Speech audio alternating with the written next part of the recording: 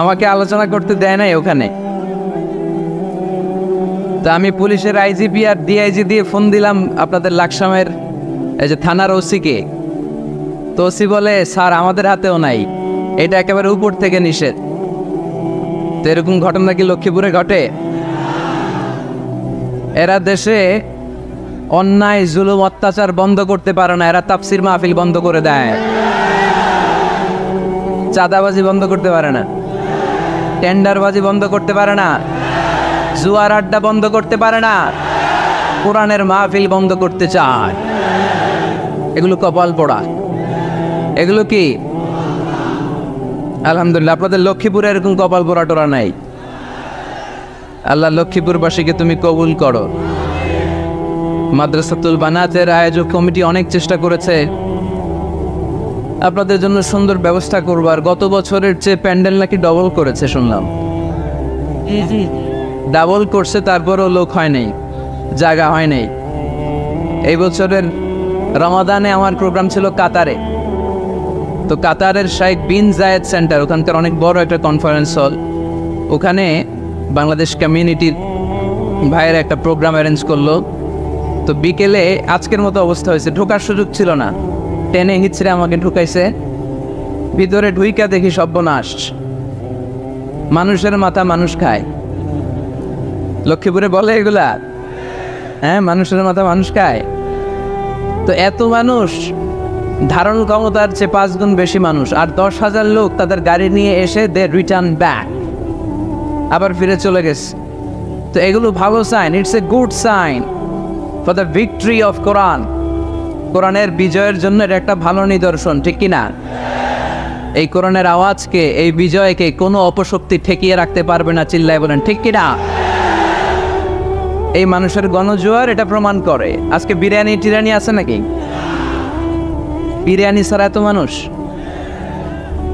বিরিয়ানি নাই, জিলাপি নাই, খেজুরি নাই, সিন্নি নাই, শুধু কোরআনের প্রেমে, একটা কিতাবের প্রেমে। চিল্লায় বলেন তো কিতাবটার নাম কি? কোরআন। তো বাংলাদেশে যারা এই কোরআনের বিরোধিতা করে তাদের খেয়াল করা উচিত। They should understand the pulse of the citizen.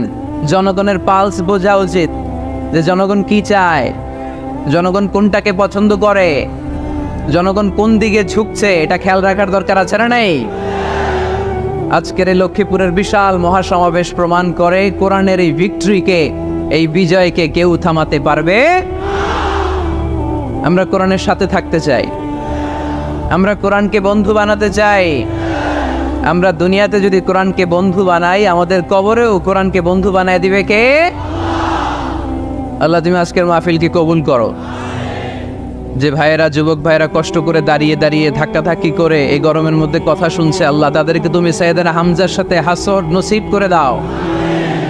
যে সমস্ত বোনেরা বিভিন্ন জায়গায় গাদাগাদি করে একসাথে বসে আজকের তাফসির মাহফিল শুনছে, তাদেরকেও তুমি ইসলামের জন্য কবুল করো। ঐতিহ্যবাহী মাদ্রাসাতুল বানাত আল ইসলামিয়া ফাজিল ডিগ্রি বিরাহিমপুর বানাত এতিমখানার উদ্যোগে আজকের এই বিশাল তাফসিরুল কোরআনের মাহফিল। আজকের এই প্রোগ্রামে কথা বলেছেন হাফেজ মাওলানা মোহাম্মদ হাবিবুর রহমান যুক্তিবাদী সাহেব, কথা বলেছেন হযরত মাওলানা নজরুল ইসলাম আসরাফি সাহেব। আসরের সালাতের পর থেকে আরো অনেক ওলামায়ে হযরত এখানে কথা বলেছেন। যারাই কোরআন থেকে কথা বলেছেন, নিঃসন্দেহে সত্য কথা বলেছেন, হক কথা বলেছেন। এই কথাগুলো যেন আমরা আমাদের জীবনে পালন করতে পারি, আল্লাহ তুমি তৌফিক দান করো। যেহেতু গ্যাদারিং খুব বেশি, আলোচনা হবে অল্প।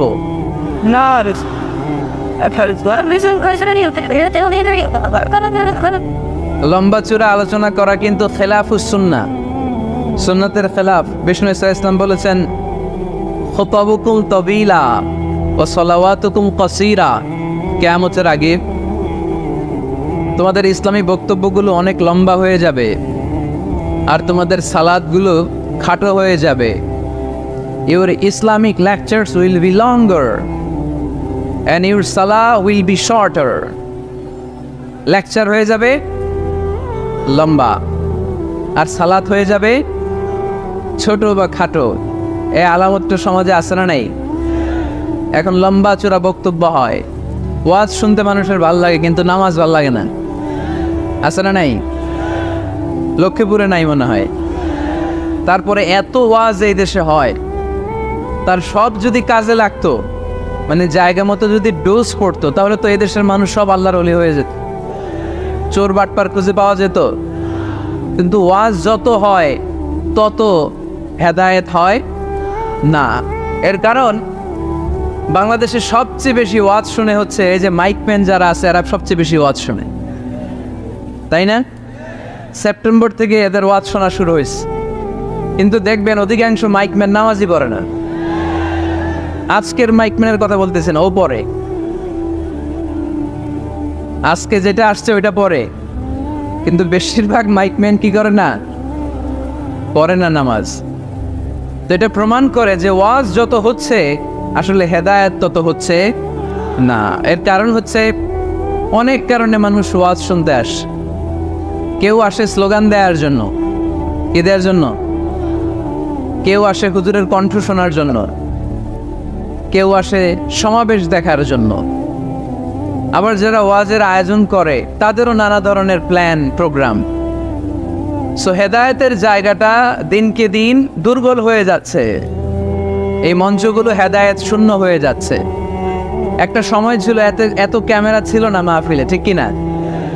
এখন শত শত ক্যামেরা চলে আসে, আমরা রাতে যেই কথা বলি ফজরের আগে ওইটা পাবলিশ হয়ে যায়, ঠিক কিনা? তো যেখানেই যাই আমারে ধরে বলে, হুজুর আপনার ইউটিউবে দেখছি। কই দেখছে? আপনারা দেখছেন নাকি? আপনারাও দেখছেন? তো এইটা সহজ হয়ে গেছে এখন, কোরআনের কথা বলা, কোরআনের কথাকে প্রচার করা, কোরআনের কথাকে ছড়িয়ে দেয়া, এখন এটা সহজ হয়ে গেছে আলহামদুলিল্লাহ। তো এই জন্য আমরা যেন এটার ভালো দিকে কাজে লাগাই, আমরা যেন এটার নেগেটিভ সাইডগুলোকে প্রমোট না করি। এই জন্য ওয়াজ শুনতে যারা এসেছেন, যেহেতু আজকে এটা আমার প্রথম মাহফিল এবছরের, আলহামদুলিল্লাহ এবছরের আমার প্রথম মাহফিল আমি লক্ষ্মীপুর দিয়ে শুরু করেছি। তো এই জন্য সবার প্রতি আমার নসিহাত, যারা ওয়াজ শুনতে এসেছেন আপনারা এই নিয়তে আসবেন যে কোরআন সুন্নাহর আলোকে এমন কিছু কথা শুনে যাব আমল করার নিয়তে। কিসের নিয়তে? যাতে আমার জীবনটা পরিবর্তন হয়ে যায়, যাতে এই ওয়াজ শোনাটা আমার জান্নাতে যাওয়ার ওয়াসিলা হয়ে যায়, যাতে আমার নাজাতের ওয়াসিলা হয়, ঠিক কিনা? এরপরে ক্যামেরাম্যান যারা এসেছো, তোমরাও নিঃসন্দেহে সেই যতদিন আমরা এই শীতের সিজনে ওয়াজ করি তোমরাও থাকবা। তোমাদের প্রতি নসিহাত হচ্ছে তোমরাও অনেক বড় সওয়াবের ভাগীদার। এই যে কোরআনের কথাগুলো তোমরা প্রচার করে দিচ্ছ, তোমাদের এখানে কন্ট্রিবিউশনও কম নয়। তবে এখানে তোমাদের স্বচ্ছতা বজায় রাখতে হবে। স্বচ্ছতা, নিজেদের মধ্যে আবার মারামারি করা যাবে না। এখন বক্তাদের মধ্যে মারামারি আছে না নাই? কাদা ছড়াছড়ি আছে না নাই? কাফের ফতুয়া আছে না নাই? লক্ষ্মীপুরে এগুলো বোধহয় কম না? তো এক আলেম আরেক আলেমকে দেখতে পারে না, একজন আরেকজনের জনপ্রিয়তায় জেলাসি ফিল করে, প্রতিহিংসা পরায়ণ। তো এই প্রভাব যদি যারা ক্যামেরাম্যান তাদের মধ্যেও পড়ে যায়, এটা ভয়ঙ্কর হবে। অনেক ইউটিউব চ্যানেলের ওনাররা দেখি দুই বক্তার ছবি দিয়ে, এই বক্তা এমনে ওই বক্তা এমনে, আর মাঝখানে লিখে রাখছে যুদ্ধ। মাঝখানে কি যুদ্ধ, মানে ওনার সাথে ওনার যুদ্ধ, ভারত পাকিস্তান খেলা। তো ইউটিউব চ্যানেলের ওনার ভাইরা যারা এসছো, তোমরাও অনেক সওয়াবের ভাগীদার হবে যদি তোমরা প্রফেশনালিজম মেনটেন করে দাওয়াতের কাজ করতে পারো।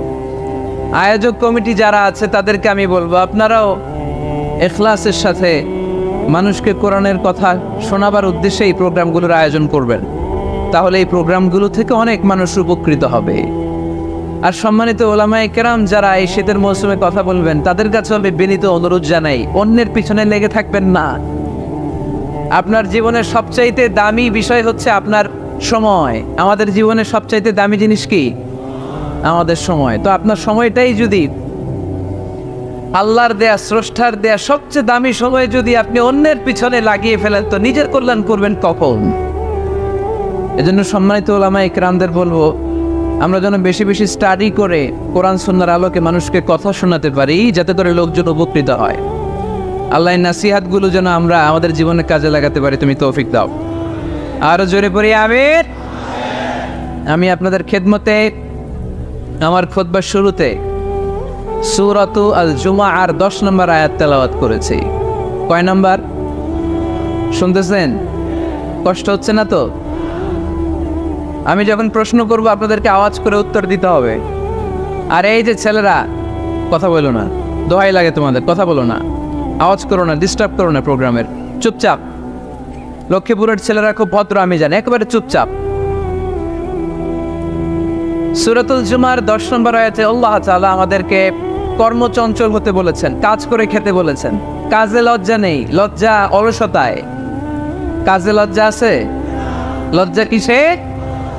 অলসতায়, অকর্মণ্যতায়, লেজিনেস খুব খারাপ। কিন্তু অ্যাক্টিভ হওয়া, এনার্জেটিক হওয়া, এটা নবীদের সুন্নাত, ঠিক কিনা? তো এই আয়াতের মাধ্যমে আল্লাহ তাআলা গোটা বিশ্বের মানুষদেরকে কাজের প্রতি উৎসাহিত করেছেন। আল্লাহ বলেছেন, ফাইদা কুদিয়াতিস সালাতু ফান্তাশিরু ফিল আরদ আবতাগু মিন ফাদলিল্লাহ। যখন সালাত শেষ হয়ে যায় তখন তোমরা জমিনে ছড়িয়ে পড়ো, প্রত্যেকের ওয়ার্ক প্লেসে চলে যাও, কাজ করো। আবতাগু মিন ফাদলিল্লাহ, আর আল্লাহর দেয়া ফদল তালাশ করো, রিজিক তালাশ করো। মসজিদের ভিতরে রিজিক আছে? কথা কয় না। মসজিদে গেলে কি টাকা পাওয়া যায়? খাওয়া পাওয়া যায় না। খাবার উৎপন্ন করতে হয় মসজিদের বাইরে, এ জমিনে। মসজিদে গেলে রহমত পাওয়া যায়। মসজিদে গেলে কি পাওয়া যায়? এজন্য মসজিদে ঢোকার সময় আমরা কোন পা দিয়ে ঢুকি আর কি পড়ি? আল্লাহুম্মা ইফতাহলি আবওয়াবা রাহমাতিক, আল্লাহুম্মা ইফতাহলি আবওয়াবা রাহমাতিক। আমরা বলি, হে আল্লাহ, আপনি আপনার রহমতের দরজা আমাদের জন্য খুলে দেন। সুবহানাল্লাহ পড়েন। এই দোয়া থেকে বোঝা গেল মসজিদে ঢুকলে কি পাওয়া যায়? সবাই বলতে হবে, কি পাওয়া যায়? মসজিদে ঢুকলে রহমত পাওয়া যায়। আর মসজিদ থেকে বের হলে রিজিক পাওয়া যায়, ফদল পাওয়া যায়। ফদলের আরেক অর্থ হচ্ছে রিজিক। এজন্য মসজিদ থেকে যখন বেরোই কোন পা দিয়ে বেরোই আর কি পড়ি? আল্লাহুম্মা ইন্নী আসআলুকা মিন ফাদলিক।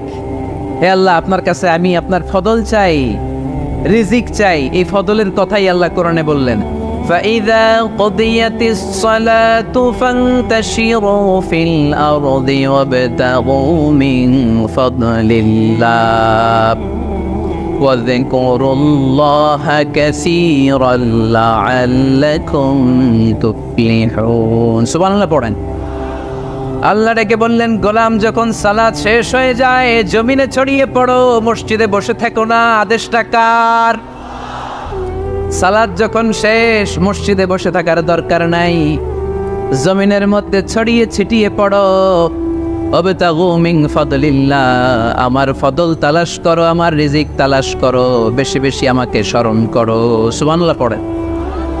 তার মানে ইসলামের বিধান হচ্ছে, যখন সালাতের সময় হবে আপনি মসজিদে যাবেন, আবার সালাত শেষ আপনি আপনার কাজে চলে যাবেন। when you are done with your salah, spread out to your workplace। কাজ শেষ তো আপনার কর্মস্থলে চলে যান। এটা হচ্ছে ইসলামের নিয়ম। নামাজের আজান যখন হবে সবাই মসজিদে ঢুকবে, সালাম ফিরিয়ে নামাজ শেষ সবাই মসজিদ থেকে বের হয়ে যাবে। শিক্ষক চলে যাবে স্কুলে, কৃষক চলে যাবে ফসলের খেতে, ব্যবসায়ীরা চলে যাবে শপিং মলে, মেম্বার অব দ্য পার্লামেন্ট চলে যাবে সংসদ ভবনে। যে যার কাজের মধ্যে সে তাড়াতাড়ি ইনভলভ হয়ে যাবে। সালাত শেষ, কাজে ঝাঁপিয়ে পড়ো। আদেশটা কার? তাহলে ইসলামে ইবাদতের অ্যাটিটিউডটা বুঝতে পারছেন? কাজের সময় কাজ, নামাজের সময় আওয়াজ করে বলেন, কাজের সময় নামাজের সময়। সুন্দর হয়েছে না বিষয়টা? ফাইদা কুদিয়াতিস সালাতু ফান্তাশিরু ফিল আরদ। যখন তোমাদের সালাত শেষ তখন জমিনে ছড়িয়ে পড়ো। জমিনটাকে আল্লাহ আমাদের জন্য উর্বর বানিয়েছেন। জমিনে বীজ রোপণ করে দিলেই এখানে ফসলের ব্যবস্থা করে দেয় কে? ওয়াল্লাযী জাআলা লাকুমুল আরদা যালুলান ফামশু ফি মানাকিবিহা ওয়া কুলু মির রিজকি ওয়া ইলাইহিন নুশুর। তিনি তো এমন সত্তা যিনি তোমাদের জন্য জমিনটারে ফ্ল্যাট বানিয়ে দিয়েছেন, সমতল বানিয়ে দিয়েছেন। এই জমিনের অলিতে গলিতে, বনে বাদারে, রাস্তায়, সাগরে, পাতালে, পাহাড়ে, বিভিন্ন জায়গায় তোমরা ঘুরে বেড়াও, সেখানে যে আমি আল্লাহর রিজিক তালাশ করো। সুবহানাল্লাহ। এই জমিনটাকে আল্লাহ সাহালাতুল মাসালিক, চলার জন্য সহজ বানিয়ে দিয়েছেন, ফ্ল্যাট। বিমান থেকে এটা খুব সুন্দর দেখা যায়, জমিনটা খুব ফ্ল্যাট দেখা যায়, সমতল। এই সমতল হওয়ার কারণে এখানে চাষাবাদের সুযোগ সুবিধা করে দিয়েছে কে? তাহলে বোঝা গেল এই জমিনটা সমতল এবং উর্বর, ভেরি ফার্টাইল ল্যান্ড। আমাদের সালাত শেষ, আমরা কাজে চলে যাব, আবার আজান হলে মসজিদে ঢুকে যাব। এটাই হচ্ছে ইসলামের নিয়ম। সাইয়েদনা ওমর ফারুক যখন মসজিদে নববীর ইমাম, তিনি ইয়ামান দেশের কিছু লোকদের সাথে সাক্ষাৎ করলেন। কোন দেশের? ইয়ামান, যুদ্ধ বিধ্বস্ত একটা দেশ এখন। প্রাচীন নগরী হাদরামাউত বা আলাবাক, এই ইয়ামান দেশের কিছু লোকের সাথে তিনি সাক্ষাৎ করলেন। তারা গোল হয়ে বসে থাকে, নামাজের পরে যায় না, বসে বসে সুবহানাল্লাহ পড়ে, আলহামদুলিল্লাহ পড়ে জিকির করে। ওমর ফারুক ভাবলেন দেখি পরের ওয়াক্তে কি হয়। উনি আসরের নামাজে ইমামতি করতে আসলেন, এসে দেখলেন ইয়ামানের লোকেরা মসজিদের বারান্দায় আশেপাশে বসে আছে, সবাই যায়, এরা যায় না। মাগরিবের সালাতে উনি ইমামতি করতে আসলেন, ওমর ফারুক নামাজ শেষ করে দেখলেন সবাই চলে যায়, কিন্তু ইয়ামানের লোকগুলো যায় না। এশার সালাত পর্যন্ত তিনি ওয়েট করলেন। এশার নামাজ পড়ে চলে যাওয়ার সময় ওমর ফারুক দেখলেন সবাই নামাজ পড়ে কাজে চলে যায়, কিন্তু ইয়ামান দেশের লোকগুলো যায় না। ওমর ফারুক বললেন, মা বালুকুম মা খাতবুকুম, ঘটনা কি? কি হয়েছে তোমাদের? সবাই নামাজ পড়ে চলে যায়, কাজে যায়, তোমরা যাও না কেন? এখানে কি করো? ইয়ামানিরা বলতে শুরু করলো, নাহনু আল মুতাওয়াক্কিলুনা আলাল্লাহ, আমরা এখানে আল্লাহর উপর তাওয়াক্কুল করে বসে আছি। ওমর ফারুক অবাক হলেন, আনতুম আল মুতাওয়াক্কিলুনা ফিল্লাহ, তোমরা আল্লাহর উপর তাওয়াক্কুল করে বসে আছো? তো এই যে সারাটা দিন খাপটি মেরে এখানে বসে থাকলে তোমাদের খাবার আসে কোত্থেকে? উপার্জন হয় কি করে? ইনকাম আসে কোত্থেকে? রুজি রুটি হয় কোত্থেকে? ইয়ামানি লোকগুলো বললো, আমরা এখানে বসে বসে জিকির করি, তেলাওয়াত করি, বুজুর্গের মতো বসে থাকি, আমাদের বুজুর্গিয়া জিকির দেখে আশেপাশের লোকেরা এসে আমাদেরকে খাবার দিয়ে যায়। ওমর ফারুক বললেন, সর্বনাশ, তাইলে তো তোমরা আল মুতাওয়াক্কিলুনা ফিল্লাহ দাও, তোমরা হচ্ছে আল মুতাওয়াক্কিলুনা আলা বা'দিকুম বা'দা, একে অপরের উপর নির্ভরশীল। যারা প্লেটে করে খাবার নিয়ে আসে তোমরা তাদের উপর তাওয়াক্কুল করছো, কারণ তারা যদি প্লেট ভরে খাবার নিয়ে আসে তোমাদের পেটে কোনো দানা পানি পড়বে না। তোমরা আল্লাহর উপর মুতাওয়াক্কিলুনা আলাল্লাহ দাও, তোমাদের সাধ্যের সবটুকু করার পরে তারপরে তোমরা তাওয়াক্কুল করবে। কি সুন্দর ইসলাম! এক সাহাবী বললেন, ইয়া রাসূলুল্লাহ, আমি উটে চড়ে এসেছি, তো আপনি তো আমাদেরকে তাওয়াক্কুলের ওয়াজ করেছেন, আমি উটের রশিটা গাছের মধ্যে না বেঁধে যদি শুয়ে থাকে আল্লাহর উপর তাওয়াক্কুল করে, উটটা থাকবে না? বিশ্বনবী বললেন, না, তোমার উট থাকবে না, আগে রশি দিয়ে উটটা বাঁধো, ইয়াকিলহা সুম্মা তাওয়াক্কাল আলাল্লাহ, আগে টাইট করে রশি দিয়ে গাছের সাথে উটের রশিটা বাঁধো, এরপর আল্লাহর উপর তাওয়াক্কুল করো। এইটার নাম তাওয়াক্কুল। চিল্লায় বলেন ঠিক কি না? আপনার পার্টটা আপনার করতে হবে, আপনার যে রোল, এই রোলটা প্লে করতে হবে। আপনার সর্বোচ্চটুকু করার পরে আমরা তাওয়াক্কুল করি একজনের উপর। চিল্লায় বলেন তিনি কে? ওমর ফারুক বললেন, তোমরা মুতাওয়াক্কিলুনা আলাল্লাহ নাও, তোমরা বের হয়ে যাও, খবরদার এরপরে কোনো দিন তোমাদেরকে যেন এই মসজিদের মধ্যে ঘাপটি মেরে গোল হয়ে বসে থাকতে না দেখা যায়। কারণ ফাইদা কুদিয়াতিস সালাতু ফান্তাশিরু ফিল আরদ ওয়াবতাগু মিন ফাদলিল্লাহ, ইসলামের বিধান হচ্ছে যখন নামাজ শেষ মসজিদে বসে থাকা যাবে। চিল্লায় বলেন, বসে থাকা যাবে? যাবে না, সর্বোচ্চটুকু করে তারপরে আপনাকে বের হয়ে যেতে হবে। প্রতিদিন সকালবেলা পাখির বাসা থেকে দেখবেন পাখিগুলো খালি পেটে বের হয়ে যায়। আপনাদের এই এলাকায় পাখির বাসা আছে? কি পাখির বাসা আছে? হ্যাঁ, সব পাখি আছে। তো সকালবেলা দেখবেন পাখির বাসা থেকে পাখিগুলো খালি পেটে বের হয়ে যায়। বিকেল বেলায় পাখিগুলোর ওদর ভর্তি করে, পেট ভর্তি করে আবার পাখির নিড়ে ফিরিয়ে দেয় কে? কারণ পাখিগুলো তাওয়াক্কুল করেছে কার উপর? পাখিগুলো তাওয়াক্কুল করে যদি পাখির নিড়েই বসে থাকতো, ওদের পেটে খাবার আসতো? কথা বলেন। বিশ্বনবী এটাই বললেন, তাকদু খিমাসান ওয়া তারুহু বিতানান, তোমরা যদি পাখির মতো তাওয়াক্কুল করো, মানে আল্লাহর উপর তাওয়াক্কুল করে জমিনে বের হয়ে যাও, তোমাদেরও রিজিকের দায়িত্ব নিয়ে নিবে কে? সকালবেলা প্রতিটা পাখি না খেয়ে বের হয়ে যায়, একটা পাখির পেটের ভেতরে কোনো দানা পানি নাই, কিন্তু আল্লাহর উপর তাওয়াক্কুল করে পাখিগুলো যখন বের হয়ে যায়, বিকেল বেলা পেট ভর্তি করে, ওদর ভর্তি করে, আবার পাখির নিরে পাখিগুলোরে ফিরিয়ে দেয় কে? পাখিগুলোকে আমাদের মতো খাবার জমা করে রাখতে পারে? আমরা তো 7 দিনের বাজার একবারে করে ফ্রিজে রাখি, পাখিদের ফ্রিজ আছে না? আছে। আমাদের অতিরিক্ত টাকা হলে আমরা ব্যাংকে ব্যালেন্স করে রাখতে পারি, অ্যাকাউন্ট করে রাখতে পারি, পাখিরাও তো অ্যাকাউন্ট করে রাখে না? না, প্রতিদিন না খেয়ে বের হয়। কালকে ওই পাখিটা কি খাবে, কোন জায়গা থেকে তার রিজিকের ব্যবস্থা হবে আল্লাহ ছাড়া কেউ জানে। এটার নাম তাওয়াক্কুল। এটার নাম কি? আমাদের সাধ্যের, আমাদের ক্যাপাসিটি, আমাদের ক্যাপাবিলিটির সবটুকু করে আমরা তাওয়াক্কুল করি একজনের উপর। চিল্লায় বলেন তিনি কে? এজন্য ইসলাম আমাদেরকে শিখায়, সালাত যখন শেষ বের হয়ে যাও, কাজে নেমে পড়ো। কাজে কোনো লজ্জা নাই, পরিশ্রমে কোনো লজ্জা আছে? যিনি রিক্সা চালায় এতে তার কোনো লজ্জা আছে? দিনমজুর, কুলি, ঠেলা গাড়ি চালায়, ছোট্ট ব্যবসা করে, এতে কোনো লজ্জা আছে? লজ্জা নাই। খেয়াল রাখবেন, লজ্জা হচ্ছে অলসতায়। লজ্জা কিসে? বিষ্ণু ঈসা ইসলাম বলেছেন, মা আকালা আহাদুন তুআমান কাত্তু খায়রুম মিন আইয়াকুলা মিন আমালি ইয়াদি। নিজ হাতে উপার্জিত খাবারের চেয়ে, অর্থের চেয়ে শ্রেষ্ঠ খাবার পৃথিবীর কোনো মানুষ কোনোদিন ভক্ষণ করে নাই। চিল্লায় কোন সুবহানাল্লাহ। শ্রেষ্ঠতম খাবার, নিজ হাতে উপার্জিত খাবার, ঘাম জড়িয়ে যে অর্থ উপার্জন করা হয়, যে ইনকাম করা হয়, এটা হালাল। আর হালাল খেয়ে দোয়া করলে কবুল করে কে? এজন্য খেটে খাওয়া মানুষ, শ্রমজীবী মানুষ আর মেহনতি মানুষদেরকে বিশ্বনবী খুব ভালোবাসতেন। তারা বিশ্বনবীর বন্ধু আর বিশ্বনবী ছিল তাদের বন্ধু। সুবহানাল্লাহ পড়েন। এত ভালোবাসতেন বিশ্বনবী খেটে খাওয়ার মেহনতি মানুষদেরকে। সব সময় বিষ্ণু ইসলাম তাদের জন্য দোয়া করতেন। এজন্য যারা খেটে খায় তারা কপালওয়ালা, তারা মুস্তাজাবুদ দাওয়া। তারা কি? মুস্তাজাবুদ দাওয়া মানে এমন ব্যক্তি, যে ব্যক্তি দোয়া করতে দেরি হয় কিন্তু দোয়া কবুল হতে দেরি হয় না। আপনারা এখানে ব্যবসা করেন কে কে? দেখি তো, হাত তুলেন তো। ব্যবসা, মাশাআল্লাহ, অনেক ব্যবসায়ী আছে তো দেখি। আচ্ছা, হাত নামান। চাকরি করেন কে কে? চাকরি, চাকরিও তো অনেক করে দেখি, হাত নামান।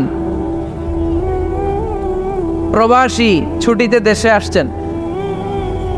হুজুর আমি আছি, কই? আপনি দেখতে আসছেন? মাশাআল্লাহ। কোন দেশে থাকেন? সৌদি আরব। আলহামদুলিল্লাহ। সৌদিতে ভাল লাগে নাকি সৌদি স্বপ্নের দেশ, খাটতে খাটতে জীবন শেষ? ইনশাআল্লাহ। আচ্ছা, ইউনিভার্সিটির স্টুডেন্ট আছো কারা কারা দেখি? মাশাআল্লাহ, হাত নামাও। ক্লাস 5 থেকে ইন্টারমিডিয়েট পর্যন্ত পড়াশোনা করতেছো, অথবা দাখিল আলিম পর্যন্ত, কারা কারা দেখি? মাশাআল্লাহ, হাত নামাও, হাত নামাও। একবারও যারা হাত তোলেন না এবার তারা হাত তোলেন। আন্নেরা কি করেন? হ্যাঁ, বেকার।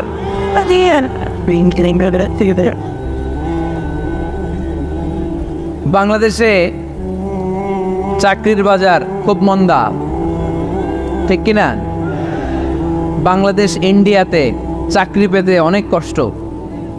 সামান্য একটা পদের জন্য যেখানে চেয়েছে ক্লাস 8 পাস, এখানে ডবল মাস্টার ডিগ্রি অ্যাপ্লাই করছে কয়েক লক্ষ। এজন্য আমাদেরকে উদ্যোক্তা হতে হবে। You have to be the entrepreneur. আমাদের উদ্যোক্তা দরকার, বেশি বেশি নতুন নতুন উদ্যোক্তা। নিজেই এমন আইডিয়া নিয়ে আসবে যেই আইডিয়া বিক্রি করে, দুর্দান্ত আইডিয়া দিয়ে তুমি পুরো দেশ কাঁপিয়ে দিতে পারা যাবে না লক্ষ্মীপুরের ছেলেরা? আইডিয়ার অনেক দাম। You have to generate new ideas. নতুন নতুন আইডিয়া এনে মানুষ গোটা বিশ্বকে তাক লাগিয়ে দিচ্ছে। এই যে কত কয়েক বছর আগে কারের একটা রাইড চালু হয়েছে, নাম হয়েছে উবার। কি নাম? ঢাকায় যারা চলাফেরা করেন তারা হয়তো চড়েছেন। উবারের নাম শুনছেন না? এই উবার কোম্পানি কি করে জানেন? নিজেদের ব্যবসা নাই, পুঁজি নাই, পাত্তি নাই, অফিস নাই, কিচ্ছু নাই, কোটি কোটি টাকা হাতায় নিচ্ছে। Just idea. Just they are generating new ideas. নতুন নতুন আইডিয়া দিয়ে গোটা বিশ্ব কাঁপিয়ে নিয়েছে একটা মোবাইল অ্যাপসের মাধ্যমে। কিসের মাধ্যমে? Mobile apps. একটা কোম্পানি খুলেছে, গোটা বিশ্বের সব প্রাইভেট কারওয়ালারা ওইখানে রেজিস্ট্রেশন করে আপনি মোবাইলে কোথায় যাবেন, কোত্থেকে যাবেন লিখবেন, গাড়ি আপনার বাড়ির সামনে এসে হাজির। তার একটা পার্সেন্টেজ ওই উবার কোম্পানি পায়। ইউনাইটেড স্টেটস অফ আমেরিকার একটা স্টেট আছে সান ফ্রান্সিসকো, ওইখান থেকে শুরু করছে। 775টা সিটিতে ওদের অপারেশন আছে। বাংলাদেশে ঢাকাতেও আছে, আমি মালয়েশিয়াতে থাকি, ওখানেও আছে, ওখানেও আমরা চড়ি। প্রায় 63টা দেশে ওদের কাজ বাজ আছে। গত বছরে 2018 সালে ওদের প্রফিট ছিল, রেভিনিউ ছিল $11.27 billion $, 11.27 billion. Just they are selling their ideas. নতুন নতুন আইডিয়া দিয়ে গোটা বিশ্ব কাঁপাচ্ছে। এই উবার যখন চালু হলো, আমি তখন মালয়েশিয়ায়, শুনলাম বাংলাদেশে নতুন আর একটা বাইর হয়েছে, পাঠাও। কি নাম? এটা বোধহয় সারা বাংলাদেশ ব্যাপী হয় নাই, 3টা জায়গায়, সিলেটে, চট্টগ্রামে আর ঢাকায়। এরা আরো চালাক। বাংলাদেশের ছেলেপেলেদের মাথায় চিকন চিকন অনেক বুদ্ধি। এরা ভাবলো এই উবার দিয়ে আর আমরা কত আগাবো, আমাদের গাড়ি আরো ছোট করতে হবে। এরা মোটরসাইকেল রাইড দেওয়া শুরু করছে। জ্যামের শহর ঢাকা, চিপা চাপা দিয়া এরা আপনারা নিয়ে জায়গা মতো পৌঁছায় দেবে। তো এই যে উবারের পরে আমাদের ছেলেরা বানাইলো পাঠাও। এরপরে কত কিছু বানাচ্ছে ছেলেপেলেরা, আমি তো এগুলো দেখে অবাক। রকমারি.com নাম শুনছো? বিক্রয়.com নাম শুনছো? ঘরে বসে বসে কোটি কোটি টাকা হাতিয়ে নিচ্ছে তারা। Just they are selling their ideas. যেহেতু আমাদের চাকরি কম, ওই চাকরির বাজারে আমরা লাইন দিতে চাই না।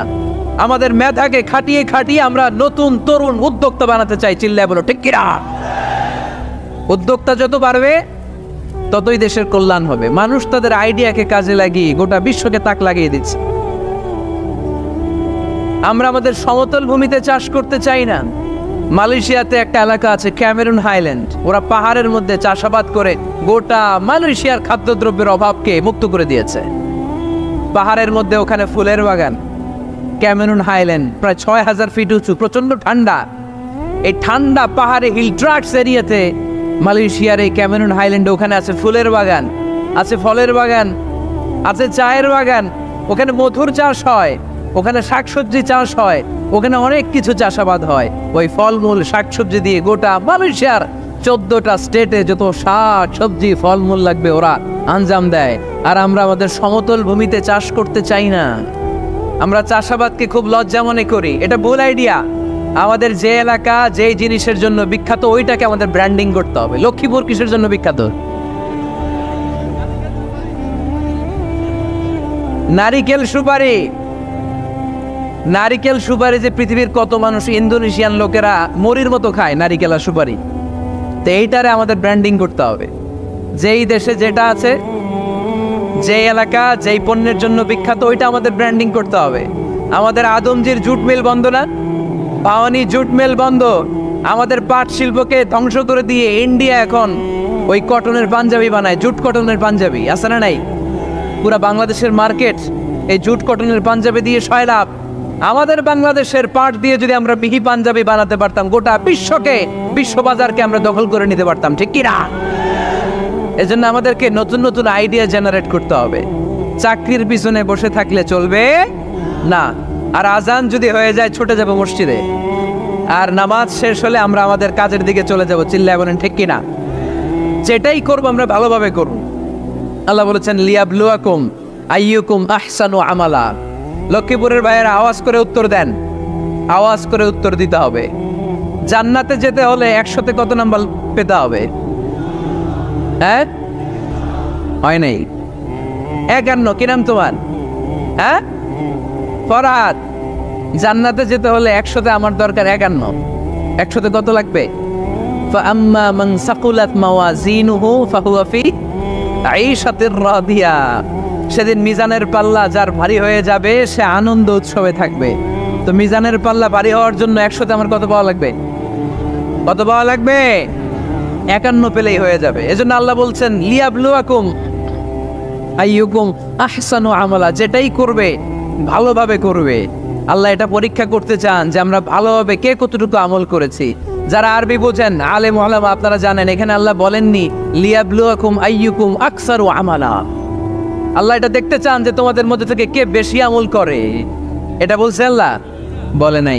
আল্লাহ বলেছে লিয়াবলুয়াকুম আইয়ুকুম আহসানু আমালা, যে ভালো করে করে। এজন্য আমরা যাই করি না কেন কি করে করব? আওয়াজ করে বলতে হবে। কেমন করে করব?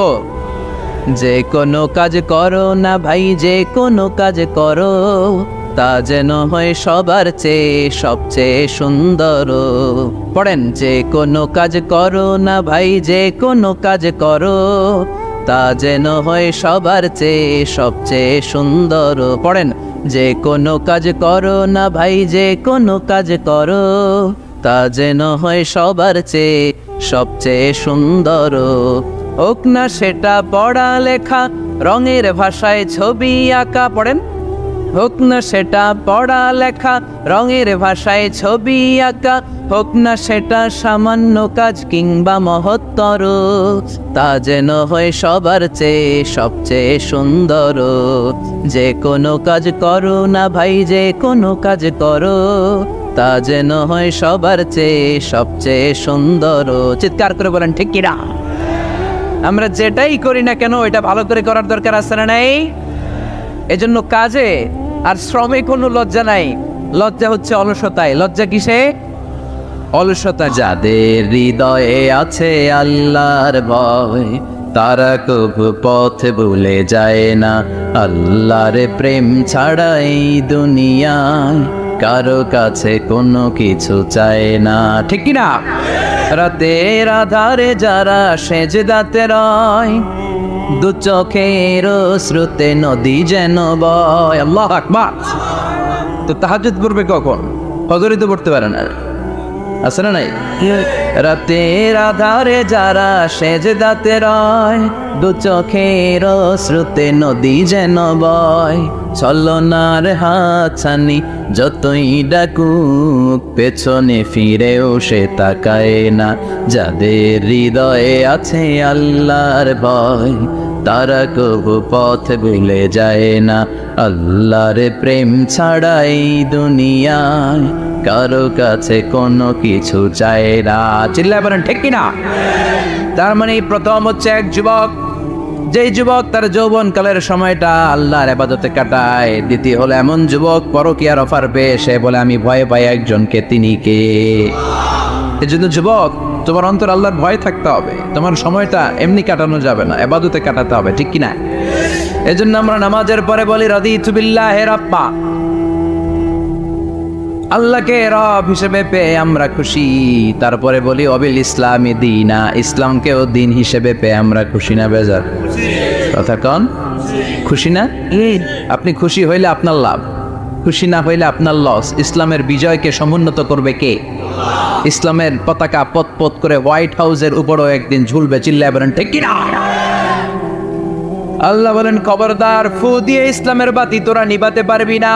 ইউরিদুনা লিয়ুতফিউ নূরাল্লাহি বিআফওয়াহিহিম ওয়াল্লাহু মুতিম্মু নূরিহি ওয়ালাউ কারিহাল কাফিরুন। ইসলাম বিরোধীরা চায় মুখের ফুৎকারে ইসলামের বাতিকে নিভিয়ে দিতে। আল্লাহ বলে খবরদার, ষড়যন্ত্র করে লাভ নাই, ইসলামের বিজয় আমি নিশ্চিত করে দেব। স্যামুয়েল হ্যান্টিংটন একটা বই লিখেছে, the clashes of civilisation.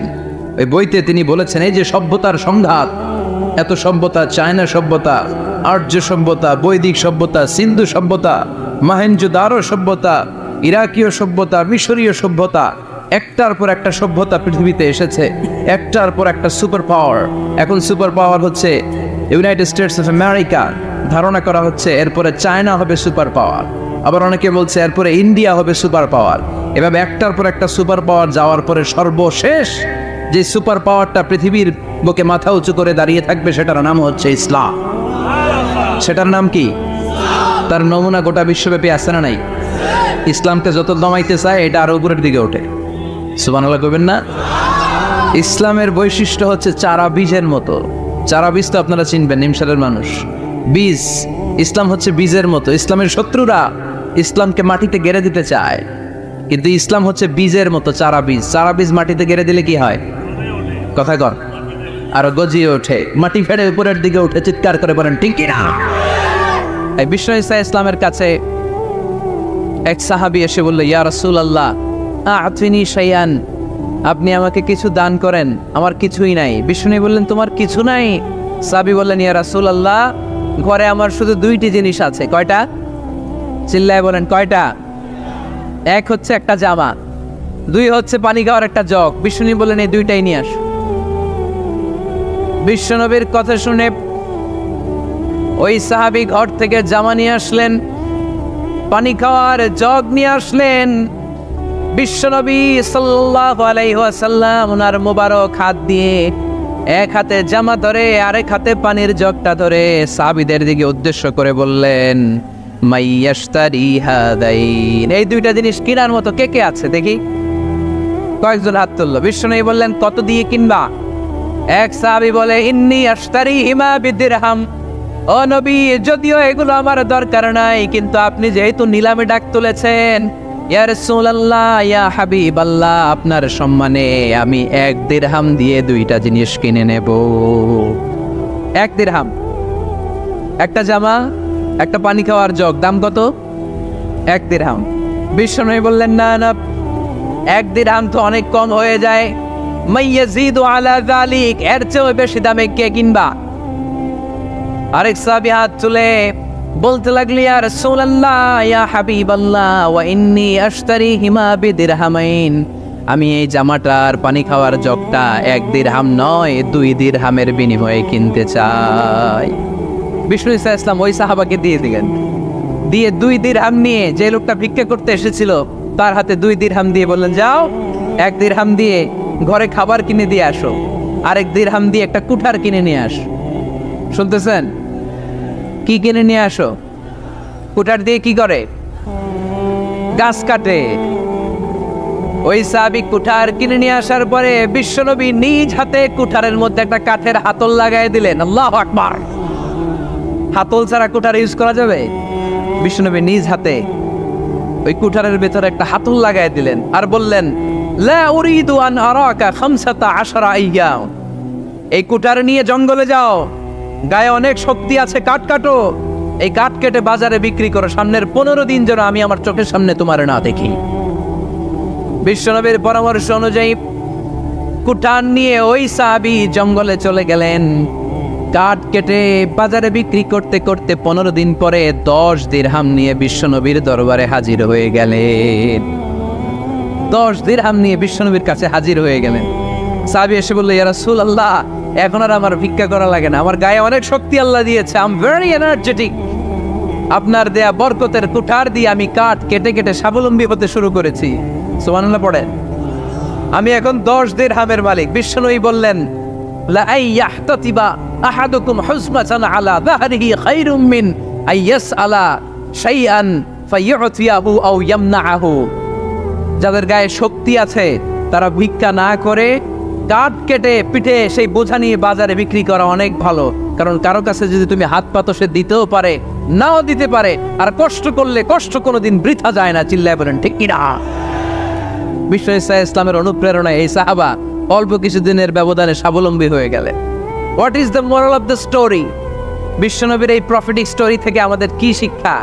Lesson number 1, বিশ্বনবী চাইলেই ওই 2 দিরহাম দিয়ে বলতে পারতো, যাও খাবার দাবার কিনে ফ্যামিলিতে দিয়ে আসো। সে ওই 2 দিরহাম নিয়ে খাবার দাবার কিনে ফ্যামিলিকে খাইয়ে রাত্রে আবার ভিক্ষায় নামতো। কথা কন, রাত্রে কি করতো? ভিক্ষায় নামতো। বিষ্ণু ঈসা ইসলাম তাকে কাজ করে খাওয়ার জন্য উৎসাহ দিলেন। পাশাপাশি বিষ্ণু ঈসা ইসলাম পার্মানেন্ট সলিউশন দিলেন। এজন্য পার্মানেন্ট সলিউশনের ব্যবস্থা করতে, এজন্য আমরা বলি অবিল ইসলামী দীনা, ইসলামকে ধর্ম হিসেবে পেয়ে আমরা খুশি না বেজার? ইউরোপ আমেরিকাতে মসজিদের সংখ্যা বাড়ছে, দাওয়াতি কাজের সংখ্যা বাড়ছে, এমনকি হার্ভার্ড ইউনিভার্সিটিতে, অক্সফোর্ডে, ক্যামব্রিজের ভেতরে, MIT Massachusetts institute of technology, সায়েন্সে যারা পড়ে এদের স্বপ্ন এমআইটির ভিতরে ইসলাম ঢুকে গেছে। এজন্য ইসলামের আলোকে কেউ নিভিয়ে দিতে পারবে? ইসলামের গতিকে কেউ থামিয়ে দিতে পারবে? এটা অসম্ভব। এজন্য ইসলামের বিজয় সুনিশ্চিত। আমরা যারা লেগে থাকতে পারবো আমাদের কপালকে উজালা করে দিবে কে? আর বিরোধিতা যারা করব তাদের সব শেষ, দুনিয়াও শেষ, আখিরাতও আমও শেষ, সালাও।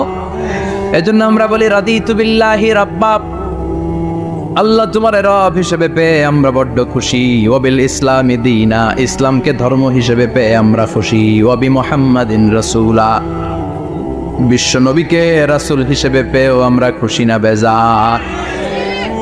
এমন রাসূল, গোটা বিশ্বের শ্রেষ্ঠতম রাসূল, শ্রেষ্ঠতম ব্যক্তিত্ব, যার কাছ থেকে পজিটিভ কোনো জিনিস ছাড়া নেগেটিভ কোনো জিনিস প্রকাশিত হয় নাই। সব ইতিবাচক, always come back positive, not go back negative. সব সময় পজিটিভ বলতেন, পজিটিভ ভাবতেন, পজিটিভ কাজ করতেন। কোনো নেগেটিভ নেতিবাচক কোনো কিছু বিশ্বনবীর জীবনে খুঁজে পাওয়া যায় না? চিল্লায় বলেন, খুঁজে পাওয়া যায়? As a father, as a husband, as a commander, as a lawyer, as a reformer of the society, Muhammad is the superman of the world. গোটা বিশ্ব এখন তাকে সুপারম্যান ভাবতেছে, boss, boss of the all bosses. পৃথিবীতে যত বস এসেছে সব বসের সবচেয়ে বড় বস হচ্ছে বিশ্বনবী মুহাম্মদ সাল্লাল্লাহু। তবে অনেকে আমরা যাকাত দেই, যাকাতের শাড়ি দেই, যাকাতের লুঙ্গি দেই, আছে না নাই? লক্ষ্মীপুরে এরকম দেয় নাকি? কি দেয়?